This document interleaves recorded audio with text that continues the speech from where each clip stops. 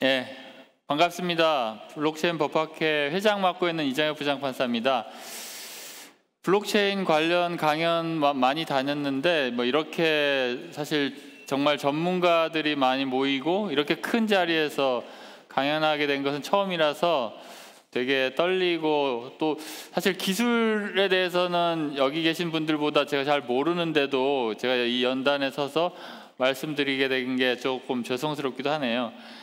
근데 저는 이제 블록체인을 하면서 블록체인이 그 법이라는 것과 좀 떨어지기가 어렵다. 그러니까 인공지능에 대해서도 공부를 좀 했는데, 인공지능은 그렇게 이제 법률가들이 개입할 여지는 많지 않았는데, 이 블록체인이라는 거는 이제 법이 영어로 코드라고 하는 것처럼 법률가들이 이쪽 새로운 그 시장의 요구와 새로운 그 사회의 요구를 이제 법으로 만들었었는데, 그 법을 다시 코드화하는 과정에서 이제 블록체인이 새롭게 등장했다고 생각해서 이쪽에 대해서 좀 법률적으로 얘기를 해드릴 게 좀 있을 것 같습니다. 오늘 제가 드릴 말씀은 주로 이제 다오와 NFT의 미래라는 주제인데요. 제가 이제 다오에 대해서 관심을 가지게 되면서 이제 그 다오에 대해서 좀 찾아보니까 너무나도 기존에 있는 어떤 조직과도 다른 조직이 되어 있어서 어떻게 해야 되지? 좀 궁금한 게 많았습니다. 그래서 사실 제가 개인적으로 뒤에 말씀드리겠지만, 제가 스스로 제 주변에 있는 분들과 그 아트에 관심 있는 분들과 이제 NFT 서울 페스티벌이라는 그런 페스티벌을 조직하는 다오를 같이 한번 만들어 보기로 했습니다. 그래서 그 다오가 실생활에서 과연 어떤 식으로 기능할 수 있는지, 그리고 기능하기 어려운 점이 있으면 어떤 문제점이 있는지, 그리고 다오를 만들 때 다오 헌법은 어떻게 해야 되는지를 실제로 해보면서 다오와 관련된 여러 가지를 조금 더 검토해 보도록 하였는데요. 그와 관련돼서 좀 느낀 바를 오늘 말씀드려 보겠습니다. 다오라는 거는 사실 왜 출연했을까요? 저는 이제 일종의 이제 여기 사회의 계단식 발전을 이제 많이 배우셨을 텐데요. 예전에 어떤 새로운 가치를 만들어내려면 우리 인간은 서로 협업을 해왔고, 그 협업하는 그 수단으로는 여러 가지가 있었는데, 그 중에 이제 국가도 있고, 최근에 나타난 것은 이제 주식회사가 있죠. 근데 주식회사도 그 형태가 처음부터 지금의 다국적 회사와 같은 주식회사가 된 게 아니라 수백 년에 걸쳐서 계속 진화를 해왔습니다. 그러다가 1990년대 중에 이제 그 요아이 벤클러라는 이제 하버드대 교수님이 쓰신 이제 네트워크의 부라는 책이 있는데요. 거기서 처음으로 그런 오픈 소스에서 오픈 소스 프로토콜에 의해서 이렇게 진행되는 그러한 네트워크 자체가 회사도 아닌데 네트워크가 큰 가치를 만들어낼 수 있다라는 것을 그 책에서 잘 설명을 했습니다. 그때만 해도 블록체인이 안 나타났기 때문에 그런 네트워크, 그러니까 깃허브나 그런 개발자 네트워크에서 분명히 어떤 새로운 가치를 창출해내는데, 이게 어느 정도의 가치이고 어떻게 지속 가능하고 주식회사랑은 뭐가 다른지에 대해서는 얘기가 없었죠.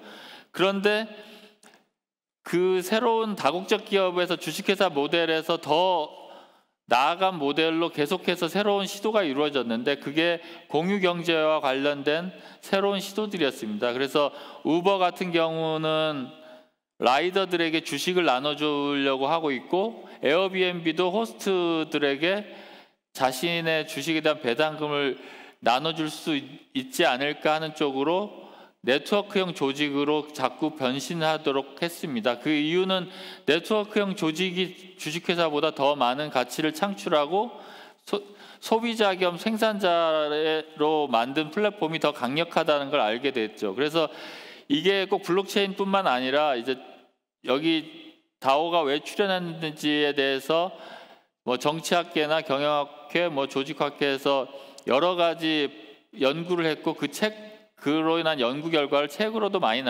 나타냈는데, 그 책을 보고 제가 여기에 몇 가지를 소개해 드리려고 합니다. 조직의 재창조라는 유명한 책이 있는데, 그것은 이제 인류가 어떤 식으로 가치 창출 조직을 만들어 왔느냐라고 이제 하고 있는데, 뭐 군대용 조직에서 다국적 회사를 거쳐서 지금은 수평적 조직이라고 거기서 표현을 하고 있는데, 그 저자는 아직 그 당시만 해도 다오라는 조직에 대해서 다오라는 말이 나오지 않았기 때문에 그냥 수평적 조직이라고 말을 했는데, 그 조직의 내용이 지금의 다오 조직과도 상당히 유사합니다. 그리고 개미와 불가사리라든지 뭐 팀 오브 팀스 이런 책들을 보시면 새로운 경영학과나 이런 데서 수평적이고 네트워크로 이루어지는 조직이 좀 더 강력하고, 이제 새로운 컴퓨팅 시절에는 더 많은 참여자를 담을 수 있고 더 많은 가치를 만들어낼 수 있다는 것을 잘 실증하고 있습니다. 지금 인류는 처음으로, 제가 생각하기에는 처음으로 국경을 초월한 조직을 만들려고 하고 있습니다. 지금 각국의 회사법이 다 다르거든요. 그래서 그 국적이 다 다른 사람들끼리 어떤 회사를 만들 때는 어디에 관할을 하는지 그 중에 하나의 국가를 지정해야 됩니다. 그거에 따라서 그 나라의 회사법을 따르게 되는데, 지금의 새롭게 만들어지는 조직들은 어느 나라에도 귀속되지 않는 인터넷에서 구동되는 조직을 만들려고 하고 있고, 그럼으로써 더 많은 지구상에 있는 모든 사람들이 참여할 수 있는 조직을 만들려고 하고 있죠. 더 나아가서 그런 조직이, 그런 네트워킹 조직이 사실은 뭐 우리 텔레그램이나 뭐 SNS 상에서 그룹으로는 여러 가지 수많은 나라에서 모인 사람들이 이제 서로 교류는 할 수 있지만 단순히 정보만을 이제 주고받는 단계였었는데, 그런 정보만 주고받을 때도 네트워크가 부를 창출한다고 그 90년대부터 실증을 했었습니다. 근데 지금은 더 나아가서 정보뿐만 아니라 자산을 이제 주고받을 수가 있게 되었고, 그게 이제 비트코인이 가진 저는 진정한 혁명이라고 생각합니다. 그래서 이제 수평적인 조직이고 가치를 서로 전달할 수 있는 조직은 어떤 조직이어야 되냐를 가지고 계속해서 노력을 해왔고, 지금 요즘에 들어서 이제 다오라는 게 나타나게 됐는데요. 그거는 어찌 보면 그냥 토큰이 나오고 NFT가 나오면서 진정하게 이제 다오라는 게 만들 수 있는 제반 여건이 성숙되지 않나, 이렇게 해서 요즘에 이제 다오가 여러 가지 사람들에게서 많이 회자되는 것 같습니다. 이 다오는 여러 가지 장점도 있지만 여러 가지 문제점도 많고, 사실 지금 이대로 두면 또 다오 조직을 위해서는 이제 가상자산을 모으게 되는데, 또 마찬가지로 여러 가지 투자자 보호가 안 되는 점도 사실 지금 많이 있습니다. 그럼에도 불구하고 이제 국제적인 거대한 인터넷에서만 구동되는 그런 가치 창출 조직을 만들려고 하고 있어서, 그 다오라는 것이 어떤 형식으로 바뀔지 모르지만 이게 커다란 이제 빅 트렌드가 되지 않을까, 그리고 그런 빅 트렌드가 되기 위해서는 지금 토큰과 NFT가 필요하지 않았나, 이렇게 생각을 하고 있습니다. 이제 메타버스 같은 것도 이제 사실은 NFT가 나오면서 이제 각광을 받게 됐는데요. 그 메타버스에 나오는 여러 가지 디지털적인 것들, 그리고 메타버스에서 아바타들의 상호 교류가 가능하게 된 거는 그 아바타들을 개개인을 특징시켜주고 그 메타버스 상에 있는 여러 가지 가치들을 독립적으로 표현할 수 있는 NFT라는 새로운 기술이 또 등장했기 때문이라고 생각을 하고 있습니다. 이 NFT는 사실은 다오를 위해서 필수적으로 나올 수밖에 없었던 기술이라고 저는 생각을 하고 있는데요. 그 이유는 메타버스 상황에서, 즉 인터넷 상황에서, 뭐 비대면 상황에서 어떤 사람과 교류를 하고 이 사람과 어떤 형태로 경제적인 가치 교환을 할 수 있는지를 NFT를 통해서 가능하다고 할 수 있고, 또 조직의 구성 여부로도 NFT를 통해서 가능하다라고 생각하기 때문입니다. 그래서 NFT가 뭐 여러 가지 그런 디지털 아트에서 처음 나왔긴 하지만 오히려 저는 NFT가 멤버십을 확인해주는 것으로 더 큰 가치 창출이 되지 않을까 이렇게 생각을 하고 있고요. 제가 만들려고 하는 NFT 서울 페스티벌이라는 그 다오에서도 그 조직 구성원들을 NFT를 통해서 명확하게 권리를 특정하고 그들이 행한 여러 가지 가치를 토큰으로 또 계량화할 수 있는 그런 조직을 만들려고 하고 있습니다. 현재 잘 알려진 다오들은 이렇게 여러 가지가 있는데요. 여기 계신 분들이 딥다오나 이런 그 다오 관련된 툴을 좀 만들려는 여러 가지 그 회사들의 홈페이지를 다 가보시면 다오에 대해서 많은 종류가 나와 있을 것 같습니다. 근데 이론적으로는 다오는 모든 종류에 대해서 다 가능하다라고 생각합니다.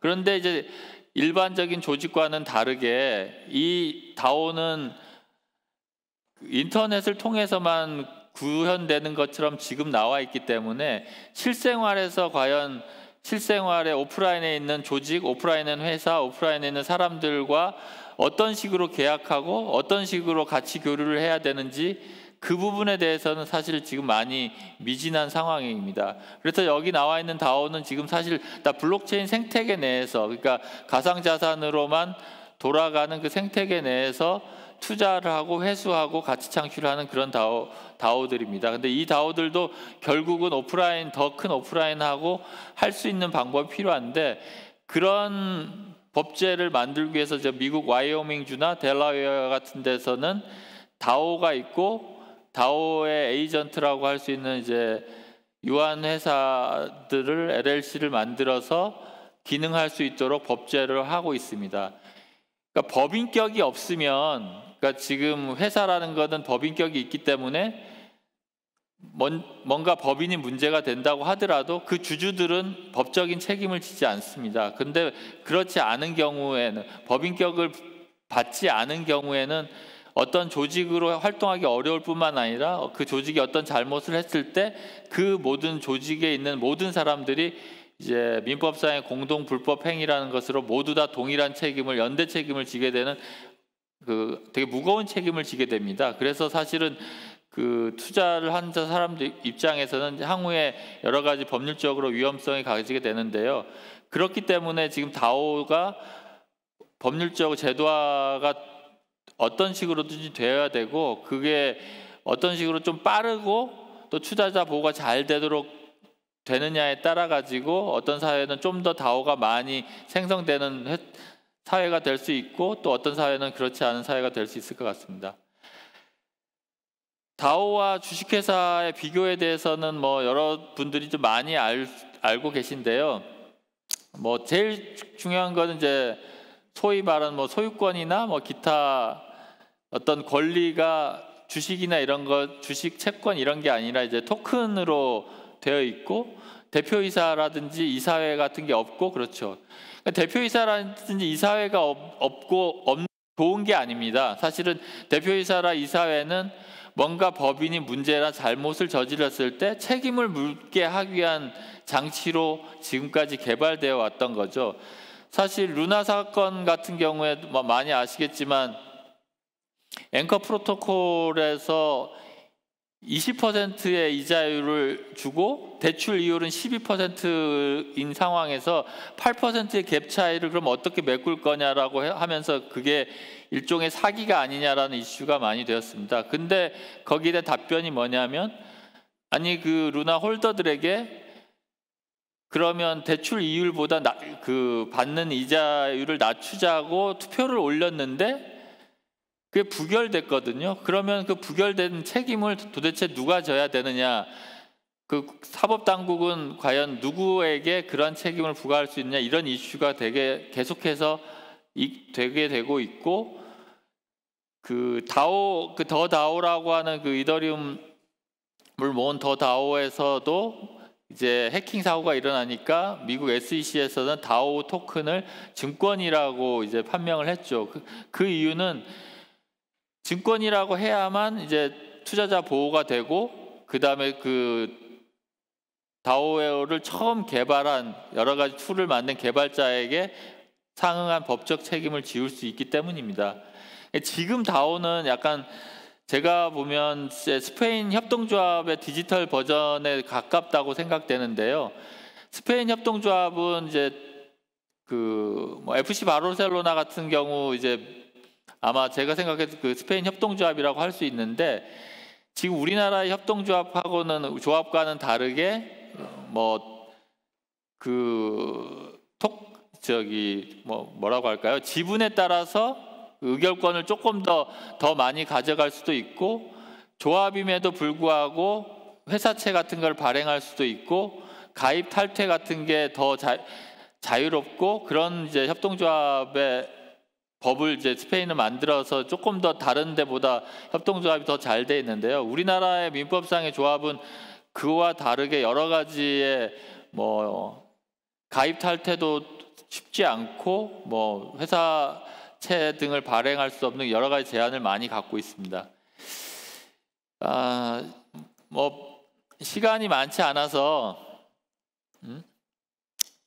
빠르게 진행해 보도록 하겠습니다. 다오와 관련돼서 여러 가지 특징들이 있는데 다들 다 아실 거라고 생각합니다. 근데 그 중에 혁신적이라고 볼 수 있는 것들은 해킹이라든지 아니면 코드가 잘못되지 않는 한 그 다오의 자금에 대해서 투명하게 어떻게 움직였는지 볼 수 있는데, 이렇게 된다면 사실 경영자라든지 이사회를 감독할 필요가 없습니다. 코드는 횡령을 하지 않으니까요. 근데 지금 단계에서는 미리 모르게 자금 조달하기 전에 그 불완전한 코드를 만든다든지 아니면 해킹에 쉽도록 처음부터 만든다든지, 이렇게 해서 그 트레저리에 대해서 그 구성원들이 큰 손해를 보는 경우가 있는데, 이에 대한 보완은 이제 반드시 이제 필요하다고 생각합니다. 그리고 다오의 구성원들이 아까 말씀드린 전 세계에서 모이게 되는데, 어느 나라 국가의 법을 적용해야 되는지에 대해서 여러 가지 문제가 생기게 됩니다.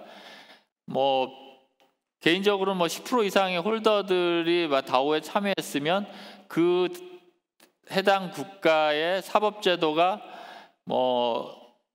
문제가 있는 스마트 컨트랙이라든지 아니면 이제 스마트 컨트랙을 수정해야 된다라는 명령을 내렸을 때 그것이 다오 홀더들이 스마트 컨트랙의 수정을 의결한 것과 같은 효과를 부여하도록 컨트랙을 짜야 되지 않을까, 그렇게 개별적으로 생각을 해보고 있는데, 지금 단계에서는 이제 어느 나라 국가의 규제를 적용하는지 좀 어려운 점이 있습니다. 그럼에도 불구하고 아까 말씀드린 대로 그 참여와 이제 배당이 투명하고, 그리고 실제 권력 관계가 없이 참여해서 행동한 만큼의 그 어떤 보상을 받게 되는 것은 지금의 이런 새로운 시대가 요구하는 요청이라고 생각을 하고 있습니다. 이것도 지금 2-3분 남아서 지나가겠고요. 이것도 다오와 관련된 분류에 대해서는 인터넷에 많이 나와 있는데, 다양한 다오가 있습니다. 그래서 이 다양한 다오가 있는 이유는 각각의 회사들도 각각 정관이 조금씩 다른 것처럼 이제 그 구성원들이 그 자신의 목적, 비전을 달성하기 위한 가장 맞는 스마트 컨트랙을 짜기 때문에 그런 거고요. 그래서 이제 이러한 다오의 수많은 다오 형태와 맞는 스마트 컨트랙 집합이 아마 모듈처럼 많이 이제 상품처럼 만들어질 겁니다. 그걸 하려는 지금 프로젝트 팀도 많은 걸 알고 있고요. 그런 데서 이제 모듈을 조합해서 누구나 이제 다오를 만들 수 있는 시대가 곧 오리라고 생각을 하는데, 그 시대까지 오기 전에 이제 아까 말한 다오의 컨트랙의 불안정성으로 인한 투자의 위험성은 잘 지켜봐야 된다고 생각합니다.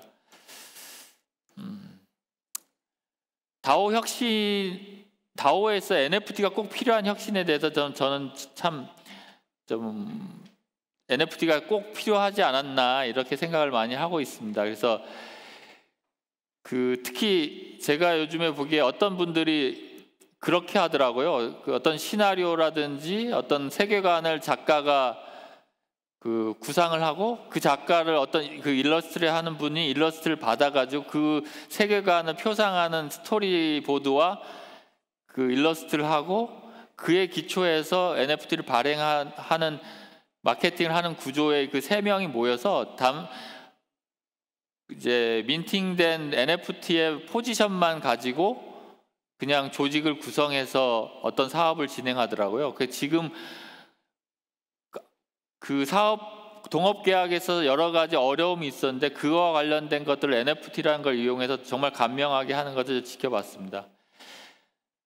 근데 뭐 제일 중요한 다오가 가진 법률적 문제 제일 중요한 건 이제 스마트 컨트랙의 한계라고 생각을 하고 있고요. 그리고 또 세금 문제와 관련해서도 여러 가지 문제가 있습니다. 이거에 대해서는 뭐 이제 다오를 만드는 분들이 좀 많이 좀 고민을 해야 될 거라 생각을 하고 있고요. 제가 이제 시간상이 없어서 제가 하고 있는 지금 NSF 다오 소개하고 끊을까 합니다. 다오가 진짜 실생활에서 어떻게 진행되고 뭐 대관을 하고 뭐 필요한 물품을 구입하고 할 때 어떻게 해야 되는지를 실험을 해보는 조직인데 한국에서 전 세계 그 디지털 콘텐츠를 가진 사람들이 서울에서 모여서 페스티벌을 하고 그 페스티벌을 다오 구성원들이 같이 이제 페스티벌을 이제 열고 그리고 그 페스티벌 기간 동안 전 세계에 모인 그 아티스트들이 이제 그 작품들이 NFT가 판매된 만큼이 조직위원회 지갑으로 이제 모이게 돼서 그 조직위원회 지갑에 모인 그 트레저리가 그 NFT 서울 페스티벌 다오의 구성원들에게 배당될 수 있는 구조를 이제 생각을 하고 있습니다. 그래서 다른 NFT 다오들은 대부분 뭐 멤버가 되기 위해서는 이제 돈을 주고 멤버십을 사고 NFT를 사야 되는데 저희 모델은 일단 순수한 커뮤니티부터 시작해서 뭐 여러 가지 뭐 실제로 뭐 참여를 하고 뭐 여러 가지 뭐 좀 행사에 자원봉사를 하는 여러 가지를 좀 그 초반에 운영위원회에서 그걸 평가해서 NFT를 각각 부여하는 것으로 당분간 한 3년간은 진행하는 형식으로 해보려고 하고 있습니다. 이거는 처음에 자본 조달을 토큰이나 NFT로 하는 것과는 다른 모델인데 이런 새로운 모델을 한번 실험을 해보고 있는데요. 아마 어떻게 될지 좀 모르겠습니다.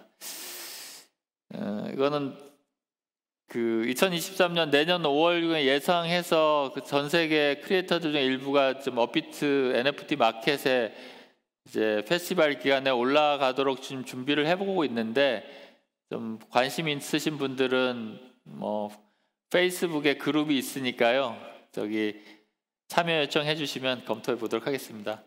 이것도 한번 제가 좀 애정하고 있는 그 NFT 스타트업 하고 있는 gem퍼의 이준섭 대표님이 있는데 그분이 이제 NFT 멤버십에 대해서 생각을 이제 저한테 해주셔가지고 제가 좀 필드에서는 이렇게 보고 있다라는 걸 좀 말씀드리려고 이렇게 적어와 봤습니다. 그래서 이쪽 gem퍼팀에서 중학생들 상대로 NFT 강연을 하는데 중학생들이 그 상상력이 진짜 너무 깜짝 놀라는 경우를 많이 봤습니다. 그래서 새로운 시대의 그 다오도 아마 이제 미성년이어도 다오에 참여할 수 있을 것 같은데요. 그런 것들도 지금 법률적으로 어떻게 판단해야 될지 제가 많이 블록체인 법학회에서 노력을 해보도록 하겠습니다. 너무 많이 시간이 지났죠? 예.